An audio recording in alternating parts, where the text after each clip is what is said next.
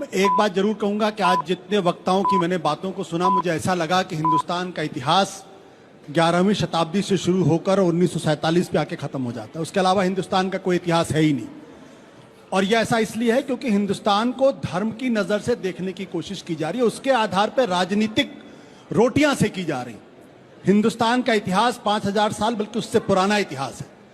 आज जरूरत इस बात की है कि हमारे देश के विद्यार्थियों को बताने की जरूरत है कि इस देश के अंदर दलितों के साथ किस तरीके का व्यवहार किया गया, उनको क्यों, उनके बारे में चर्चा क्यों नहीं होती है, छुआछूत क्यों था, वो कौन समाज था जो छुआछूत कर रहा था, वो कौन समाज था जो दलितों को दलित मान रहा था, वो कौन समाज था, उनके प्रति कौन लोग प्रायश्चित करने के लिए तैयार हैं और ओपनली कहने के लिए तैयार हैं कि हां, हमारे समाज ने दलितों को इंसान नहीं समझा।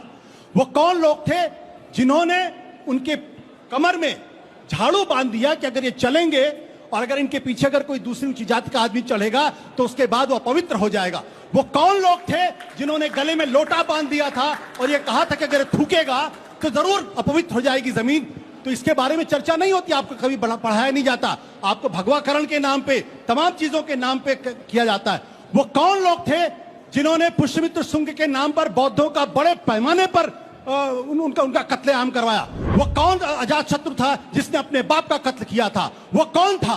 इसके बारे में आपको नहीं बताया जाता। वो कौन थे? बाबा साहब अंबेडकर के बारे में क्यों नहीं बात की जाती? बाबा साहब अंबेडकर के बारे में, उनके इतिहास के बारे में क्यों नहीं बात की जाती? उनको क्यों बड़ौदा में जब वो गए डिफेंस सेक्रेटरी बनकर तो उनके बाद उनको घर से बाहर क्यों निकाला गया? उनका सामान क्यों बाहर फेंका गया? क्योंकि आज इतिहास पर एक खास समाज, एक खास तबके का कब्जा है जो दलितों और पिछड़ों के बारे में सोचना नहीं चाहता।